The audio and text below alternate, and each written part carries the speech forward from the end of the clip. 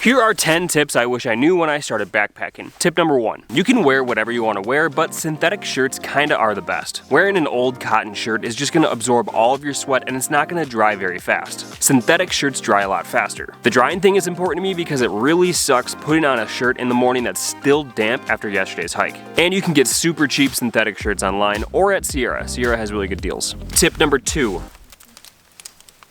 Ramen noodles suck. They're low quality, it's not filling, and just depressing at the end of a long hike. More importantly, these don't refuel you properly. Sure, ramen noodles are very inexpensive, but they have very low nutritional value. And having just a bowl of ramen noodles at the end of a 20-mile day really sucks. You aren't going to get the calories or the nutrients that your body needs to sustain you on a backpacking trip. Sure, carbs are lightweight and inexpensive, but fats and proteins refuel you better. Fats and proteins will make you feel fuller for longer and are also a longer lasting energy source, where carbs digest very fast and are a quick burst of energy. This doesn't mean do not bring any carbs at all. You need all 3 carbs, fats, and proteins. Just don't only bring carbs because they are the least expensive and lightest thing to pack. Bring foods that also have fat and protein. Tip number 3. If you're looking for new shoes for backpacking, trail runners really are kind of the way to go. Hiking boots are just bulky, heavy, and uncomfortable. And you don't need ankle support. Ankles are meant to bend and rotate. Even hiking shoes kind of suck. I once had a pair of hiking shoes and the sole entirely ripped off on the last day of a backpacking trip. Lighter and more agile shoes feel better to hike in. Trail runners are a good option because they are typically pretty lightweight, and they're still made out of durable material so they last a long time.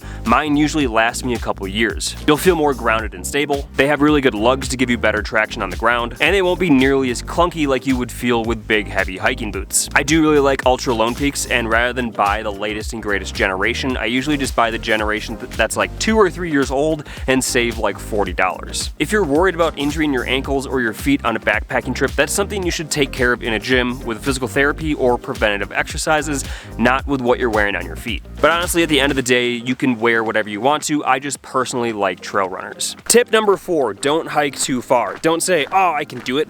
You can't, especially as a beginner backpacker, your body's just not used to it. Your body will get tired and the trip is just going to suck. I have been egotistical in the past and planned trips that are way too far and up a really hard mountain pass. At the end of the day, the trip just really sucked and I didn't enjoy it as much as I could have if I just shortened my days. So don't go quite so far when you're a beginner backpacker and just enjoy the trip a bit more. Tip number 5, keeping your pack light really is more enjoyable. Lighter packs just mean that it's going to be easier on your body. I'm sure that you love your Hydro Flask water bottle or your Yeti tumbler. I get it because I love mine too, but those things are better saved for regular camping or just a day hike. They just add unnecessary weight and you really don't need those things for backpacking. Keeping your loadout condensed and lightweight will just mean you have less pains while hiking all day, and you won't be so worn down while hiking up a mountain. So you can actually enjoy the hike more and hike a further distance. So don't be a tough guy and muscle out a 50-pound pack. A lighter total pack weight really is more enjoyable. And with that, tip number 6 is don't push through pain. Did you know that I actually tried hiking the entire CDT? I ultimately failed after just 8 days because I was really pushing through a lot of pain that was resulting in injury. My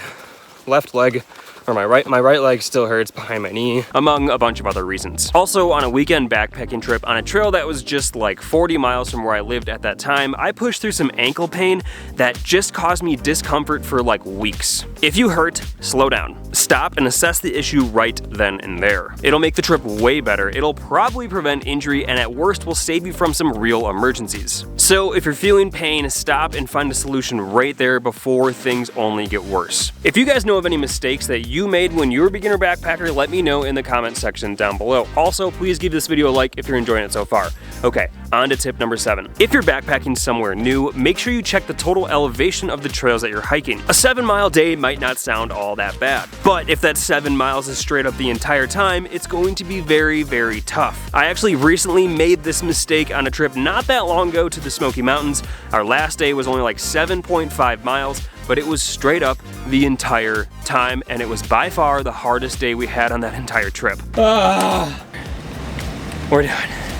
If you live full-time in an area that's pretty flat, it's kind of easy to forget to do this because you're just not thinking about it around where you live. So don't just look at the total distance, make sure you're checking the elevation gain for each day as well as the total distance. Tip number 8, don't pack extra things into your backpack when you're at the trailhead. It's really easy to throw some extra things from your car inside your backpack right as you're about to hit the trail. I've done this in the past by bringing little extra things like maybe a game of Yahtzee before I hit the trail. It's more bulk and more weight. Every extra little thing that you throw in your pack adds up quite a bit. You've already done all the preparation and packing for your backpacking trip. Stick to your original loadout and don't add extra things. Tip number 9, I've come across people on the trail who just turn their nose up at me and say, everything I own is ultralight. Cool, bro. Cool. Don't listen to ultralight elitists. You don't need the latest and greatest ultralight backpacking gear to enjoy a backpacking trip.